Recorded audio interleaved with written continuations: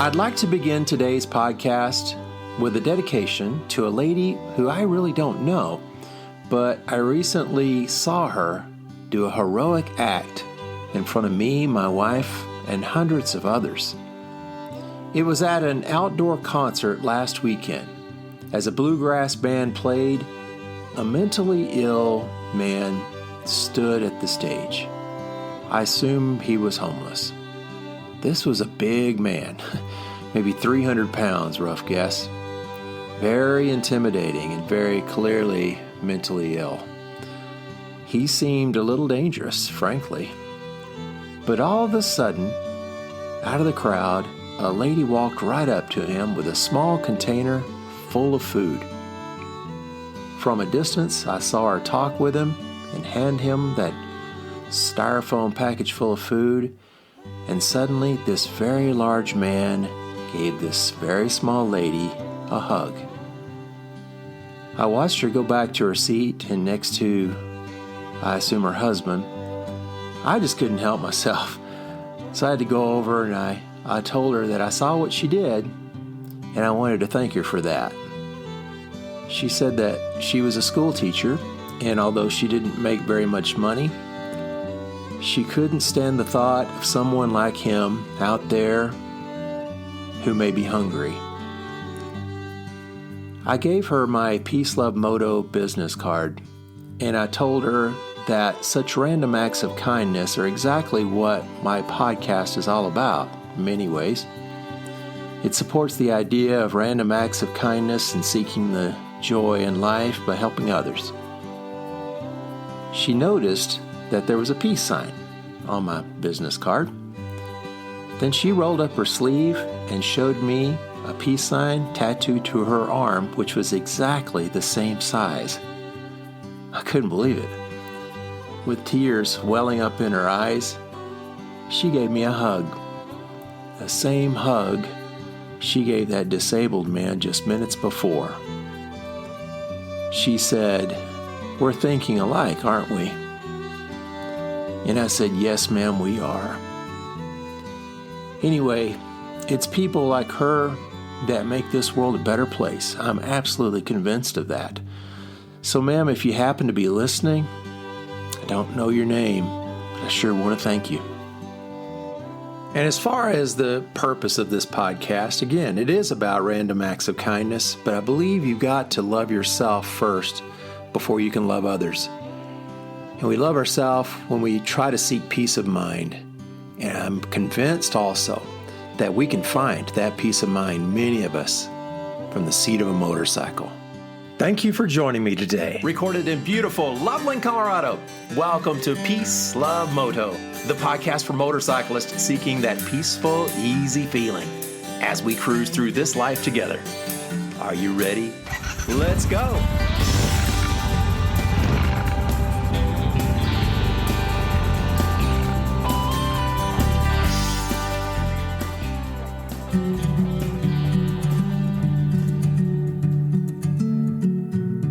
Well, welcome back to part 2 of planning a ride to Estes Park, Colorado and Rocky Mountain National Park.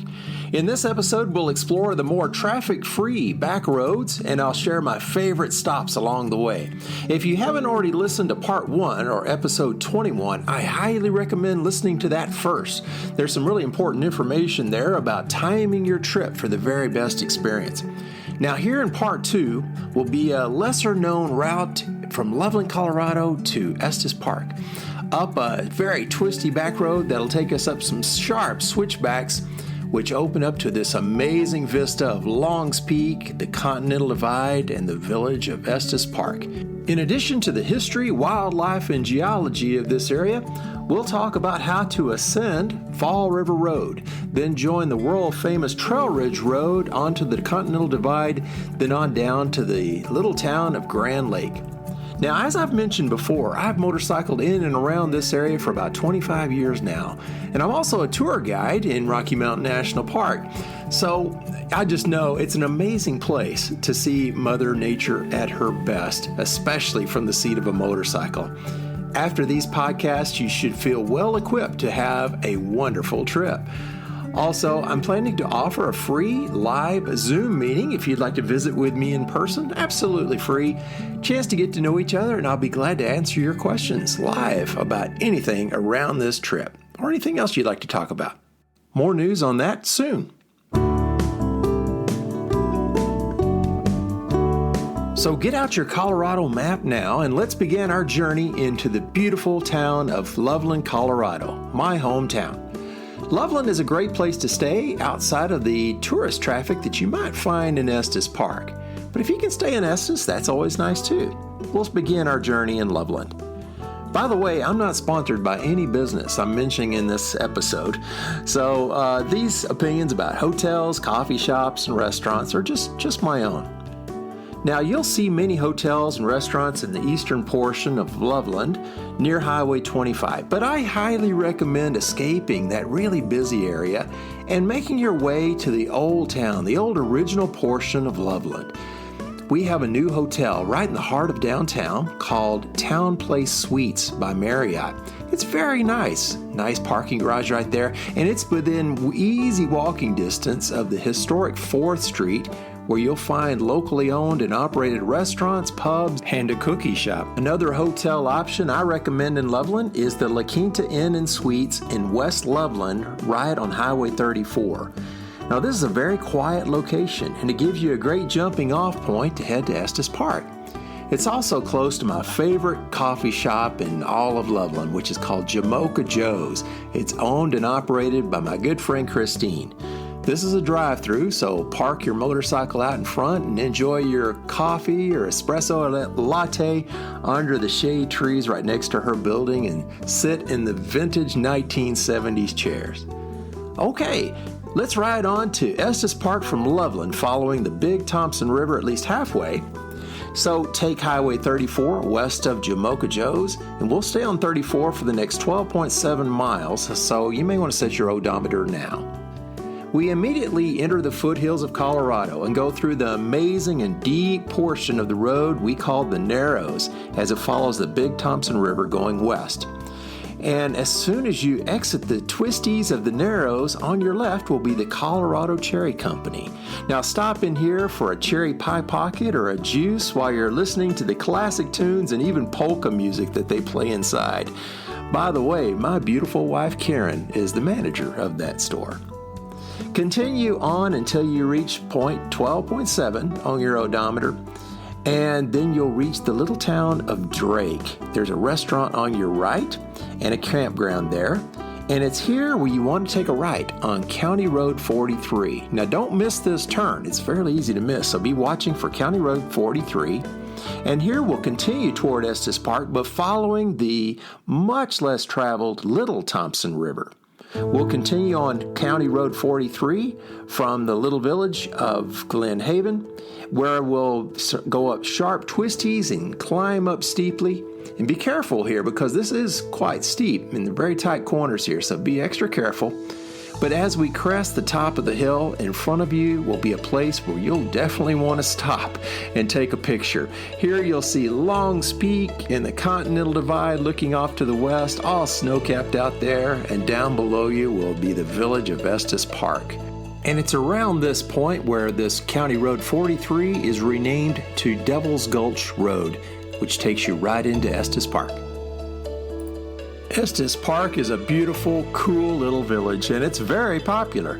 As I strongly recommended in part 1, it can get crowded with a lot of traffic during peak season. It's best to visit Estes Park outside the holidays if you can, and ideally on a Monday through Thursday instead of the weekends. That'll help you to avoid the crowds. So from Devil's Gulch Road, it will turn into McGregor Avenue.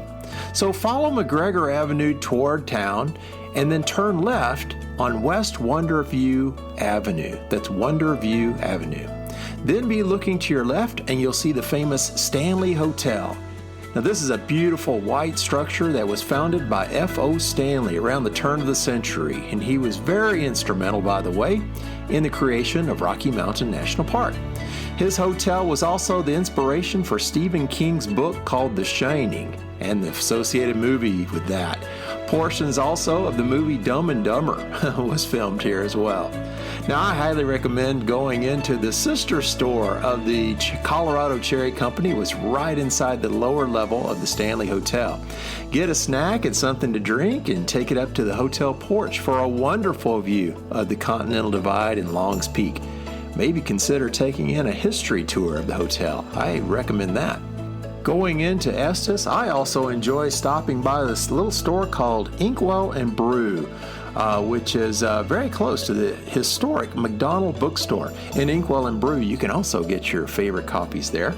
Also, another favorite coffee shop in Estes Park is called Kind Coffee. And if you're interested in a guided tour of the park, I highly recommend also Green Jeep Tours, where I'm a part-time tour guide. We have lots of wonderful guides, but feel free to ask for me if I'm available. My name's Ron Francis. Green Jeep Tours is a female-owned company, so thanks in advance for supporting that effort. And again, we have wonderful guides, some people that I consider my closest friends who are tour guides with Green Jeep, and I know they'll show you a great time, really coming from the heart. As for restaurants in Estes Park, if you like a really good hamburger for lunch or dinner, stop by Penelope's on Elkhorn Avenue. If you're in town for dinner and you love Italian food like I do, don't miss the Dunraven Inn, which is at the Estes Park Resort with awesome views of Lake Estes and the reflection of the Continental Divide.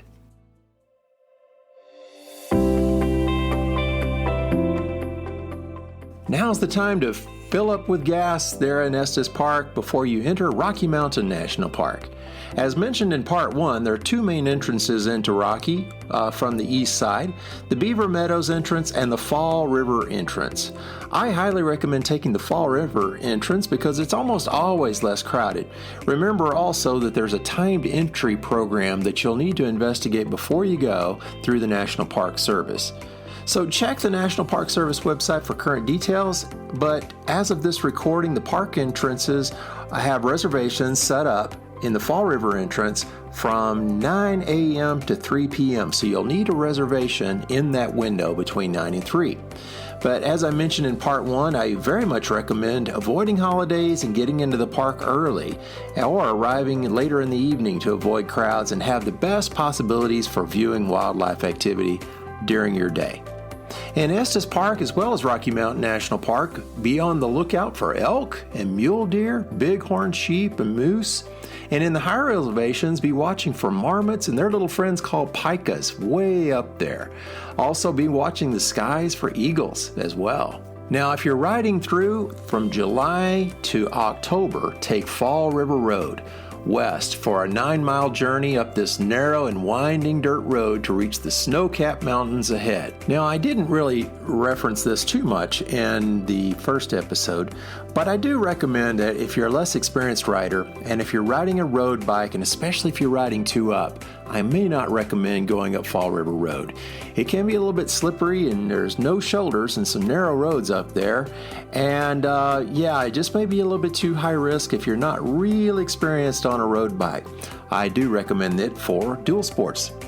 So there are 3 stops along Fall River Road that you need to stop and see. The first one is about 1.5 miles up the dirt road portion. On your left, you'll see a small sign that says Chasm Falls and a small parking area there. Park your bike here and walk down the short path to a wonderful little waterfall. It's just beautiful. A great picture opportunity there.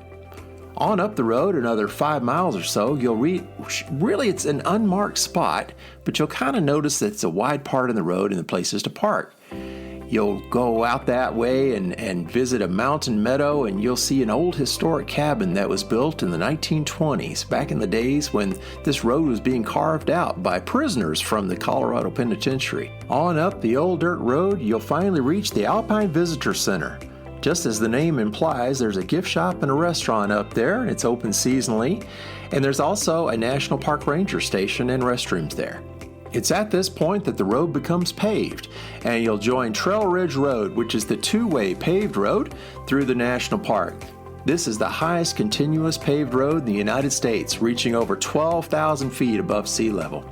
We'll turn right here on Trail Ridge Road and begin our descent.